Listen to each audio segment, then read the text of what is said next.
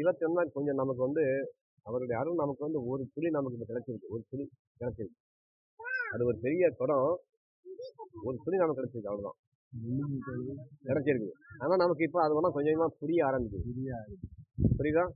அப்போ இந்த பொய்யான இந்த பூமிய தாங்கி நிக்குது. எது நிக்குது? நல்ல கவனி. சந்திரன் இங்க இருந்து பாக்குறதுக்கு இதை விட பூமியை மாதிரி ஒரே அகலம் கொண்டதுதான். அது அங்கிருந்து பார்க்க தெரியுது. அதை எது தாங்கி நிக்குது? பிரபஞ்சத்தை தாங்கி எது நிக்குது? வெட்ட வெளியில நிக்குது. எல்லாம் நின்றுகிட்டு இருக்குது. வெட்ட வெளிதான் இருக்கிறது மிகப்பெரிய வலிமை கொண்டது. பூமி கிடையாது, மண்ணு கிடையாது. இவ்வளவு பெரிய எல்லாமே நான் என்ன சொல்றேன், எல்லாமே எங்க நிக்குது? தனித்தனியா இப்ப நம்மள மாதிரி அது காலம் ஊண்டி நின்றுகிட்டு இருக்குது மேல. வெட்டவெளி தான். வெட்டவெளி என்பது வெட்டவெளியின் வேதநாயகன் பேர் அவருக்கு. வெட்டவெளிக்குள்ள அவ்வளவு ஒளிந்து வச்சிருக்காரு. மேல இருந்து மழை பெய்யுது, பல ஊர்கள் அழிக்குது, பல பேர் சாகுறாங்க. அவ்வளவு தண்ணி எங்க நின்னுச்சு? தண்ணி எங்க நின்னுச்சு? அது வரைக்கும் மழையா வர வரைக்கும் அது எங்க நின்னுச்சு சொல்லு? ஆகாயம் தாங்கிட்டு நிக்குது. அந்த வலிமை அதுக்கு எங்கன்னு வந்துச்சு? இந்த ரகசியம் எல்லாம் தாங்கிட்டு நிக்கிற ஒரு சக்தி இருக்குது. அது அது அது அப்ப அதுக்கு எவ்வளவு வலிமை இருக்கும்? அந்த உண்மையை தான் இந்த பொய்யெல்லாம் தாங்கி நிக்குது. எதுக்கு? உயிர்கள் பக்குவப்பட்டுக்கிட்டு இருக்குதுன்னு சொல்லி நமக்காக எல்லாம் காத்துக்கிட்டு இல்லையா? நாம துன்பத்தை கண்டு கவலைப்படாது, துன்பத்தை கண்டு ரசிக்கணும். இன்னைக்கு எந்த துன்பமும் காணவில்லை அப்படின்னு நம்ம உட்காந்துருக்கணும். இன்னைக்கு ஒண்ணுமே இல்லையே, துன்பம் வரலையே, இன்னைக்கு துன்பம் எது வரக்கானமே அப்படின்னு கூட நீங்க காத்துக்கிட்டு இருக்கலாம். அந்த மாதிரியான ஒரு மனசுக்கு மனம் அந்த அளவுக்கு பக்குவப்பட்டா நாம ஜெயிக்கிற கருவிகளாக மாறிட்டோம். நமக்கு மட்டும் துன்பம் வருது, எனக்கு மட்டும் இதெல்லாம் வருதுங்க, என்னைய தெரிதான் எல்லாம் வருது, நான் என்னதான் பாவம் பண்ணேன், எனக்கு அப்படின்னு நினைக்க கூடாது. பக்கத்து நம்ம துன்பம் வரலையா, நான் பக்கத்து துன்பம் நான் சேர்த்து கேட்டு வாங்கணும். உங்களுக்கு என்ன பிரச்சனைக்காக கேட்டு வாங்கணும். அந்த மாதிரி நமக்கு ஏதாவது முடியுமா? அந்த மாதிரி மனசை பக்குவப்படுத்திக்கோ. ஏன்னா அப்படி பக்கம் உனக்கு வந்து நீ எல்லாம் பொய்ன்னு நம்பிட்டேன், பொய் தான் இல்லையா? ஸ்டேஷனுக்கு முதல்ல போகும்போது பாரு, இங்க 10 பேர் இருப்பாங்க, அங்க 10 பேர் இருப்பாங்க, சண்டை நடக்கும் தான் துன்னு. ஒரு வாரம் கழிச்சு பாரு, எவனும் வரமாட்டான். அங்க 2 பேர் இருப்பான், அங்க 2 பேர் இருப்பான். அப்புறம் ஒரு கடைசியில் பையனுக்கு பாருங்களேன், சம்பந்தப்பட்ட வீட்டுல ஒரு ஆள் இருப்பாரு, அங்க ஒரு ஆள் இருப்பாரு, வேற யாரும் இருக்க மாட்டாங்க. அப்ப இங்க எல்லாம் பொய் ஆகி போச்சா? முதல் வந்தவன் போறா, நான் பாக்குறேன், அவன் என்ன இவன் பேரு இவனாம்பானுங்க. நான் நாளாக ஸ்டேஷன்ல கேஸ் ஒரே நாள் முடியாது, ஒரு வாரம் கூட அவங்க பஞ்சாயத்துகள் தான். சார் வரல, இன்னும் கவுன்சிலர் இருக்காரு, அப்படி இப்படின்றாங்க. காத்தையே கிடக்கணும். வந்தவனுக்கு தொழில் போயிடும். அவன் தெரியும், அவனுக்கு இன்ஸ்பெக்டர் சாதாரண கிடையாது. அவன் முதல்ல பார்ப்பான் ஆளுங்களை, பண்ணாதான் வரமாட்டாங்க ஸ்டேஷனுக்கு தெரியும் அவருக்கும். சார் வந்து ரவுண்ட்ஸ் இருக்கான்னு சொல்லிட்டு அவர் எங்கேயாவது உட்காந்துட்டு பேசிட்டு இருப்பாரு. இவங்க காத்து கிடப்பானுங்க. எல்லாமே என்ன செய்வானுங்க, நான் வேலைக்கு போனுங்க சொல்லுவான். வந்து யோசிக்காதீங்க, நாளைக்கு நான் வேலைக்கு போகணும், சாயங்காலம் வந்து அப்படிமா. இவங்க என்ன செய்வாங்க, சரிங்க, ஏன்னா இவங்களுக்காக வந்துருப்பாங்க. இப்படி அத்தனையும் பொய்யா மாறிடுச்சு. அப்புறம் கடைசியில் சம்பந்தப்பட்ட 2 பேர் தான் இருப்பாங்க ஸ்டேஷன்ல. அப்போ அன்னைக்கு தான் அந்த அதை அன்னைக்கே முடிச்சுக்கலாம். கூட வந்தவனுக்கு அந்த அறிவு வரணுங்கிறக்காக தான் அவர் எடுத்துக்கிட்டே போவார். அப்போ பொய்யா போனது அத்தனையுமே சொல்லுவாங்க, பொய்யாயின எல்லாம் போய் அகல, பொய்யாயின எல்லாம் போய் அகல வந்து அருளி. அதுக்கப்புறம் தான் வந்து அருளி. நீ ஞானமாக மிளிர்கின்ற நீச்சுடரே. நீ ஞானம் என்னது? தெளிந்த அறிவு. நம்ம அதுக்கப்புறம் இந்த பூமி நம்மளை ஏமாத்த முடியாது. நீ ஞானமாக மிளிர்கின்ற நீச்சுடரே, இல்லையா? சொல்றாரா? என்ன சொல்றப்போ, நுண்மை இங்கு வீரியத்துக்கு ஆயிற்று செய்யன் தெளிவு. அதாவது இந்து சக்தியை மாற்றுவது 50 வீரியன் 5 தன்மாற்ற வழியாக மாற்ற என்று அறிவார். கண்டத்தில் உள்ள விடகடையின் விழிப்பை அறிந்து அர்த்தமாற்ற. சரி, சொல்றாரா? 2871 பல்ல செய் ஒன்றுண்டு பால் செய் 2 உள்ள. பல்ல செய் ஒன்று உண்டு, பால் செய் 2 உள்ள. கள்ள செய்யங்கே கடந்து கிடந்தது, உள்ள செய்யங்கே உழவு செய்வாருக்கு வெள்ள செய்யாகி விளைந்தது தானே. பயனில்லாத சுருத்தியாகிய பள்ளனிடம் ஒன்று உள்ளது. சுருத்தி என்றால்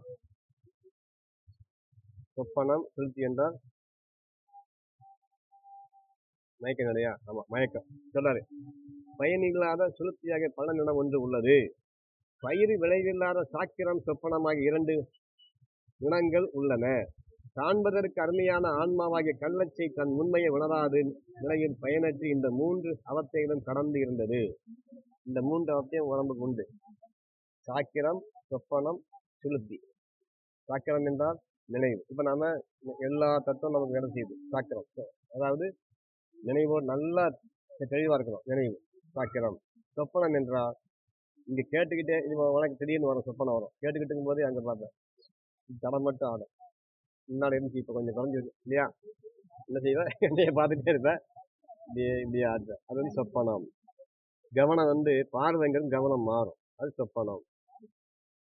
சாக்கிரம் என்றால் முழுவதுமாக விழிப்பு நிலை. கவனம் முழுவதும் இங்கே இருக்கும். உயிர் இங்கே தான் பார்த்துருக்கோம், நம்மளுடைய பஞ்ச பொறிகள் இங்கே தான் பார்க்கும். ஆன்மா எல்லாமே கவனிக்கிறதுனால இப்போ டிவியை பார்க்கும்போது என்ன ஆகுது, கண்ணு உணர்வு ரெண்டுமே அங்கே பார்க்கும். ரேடியோ கேட்கும்போது என்ன ஆகுதுன்னா சிந்தனை எங்கேயாவது போவோம், பாட்டு மட்டும் காதில் போவோம். அதனால தான் டிவி வந்ததுக்கு அப்புறம் தான் ரொம்பவும் கேடுகள் நாட்டுக்கு வந்துச்சு. செல்போன் டிவி எல்லாம் பொறிகள் அத்தனையும் கவனம் அங்கே போயிடும்.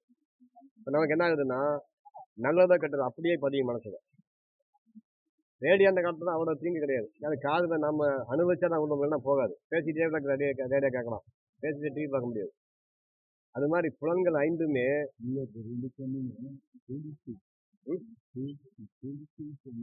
சுளுத்தி என்று சொன்னா சொல்றேன், கொஞ்சம் இருங்க, கொஞ்சம் இருங்க. என்ன சாக்கிரம் என்றால் விழிப்பு நிலை. நம்மளுடைய தத்துவம் எல்லாமே நமக்குள்ள இருந்து கவனிக்கிறது சாக்கிரம்.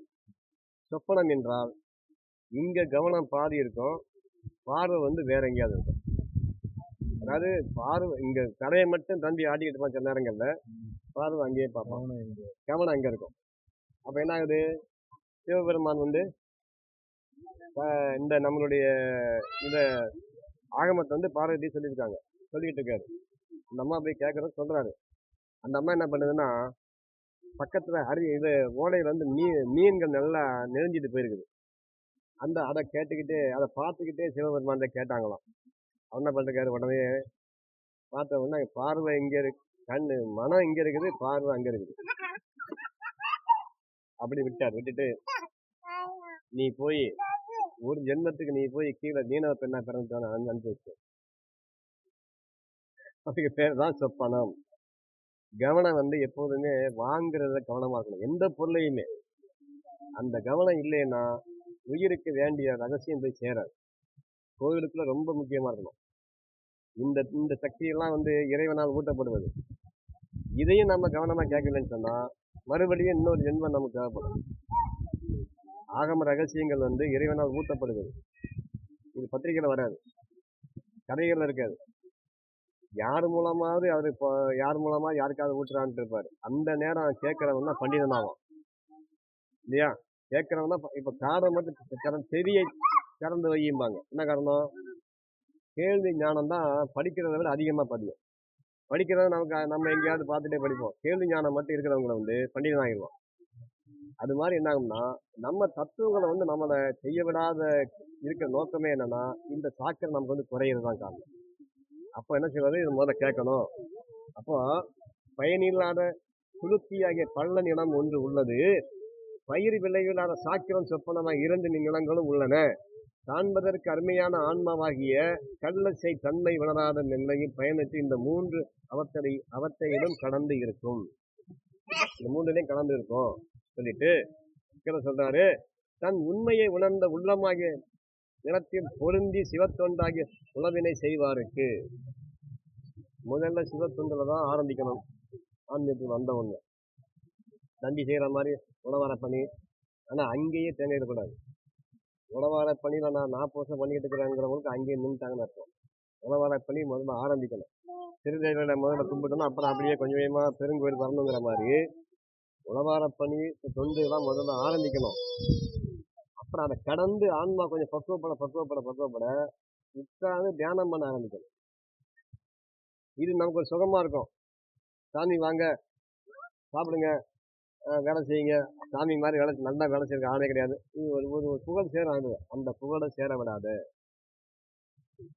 எப்படி உழவார பணிங்கிறது முதல்ல தொண்டர்களாக உள்ள போறோம், நுழையிறதுக்கு அதான் அதான் வேற எப்படி நம்ம உள்ள வர முடியாது, நம்ப மாட்டாங்கன்னு வச்சுக்கோங்க.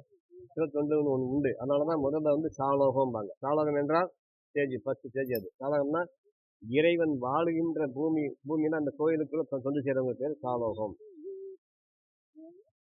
ரொம்ப நாளா நான் 40 வருஷமா பண்றேங்க. என்ன பண்றேன்? கரை கடந்திடில் அக்கரையே இருப்பது சிதம்பர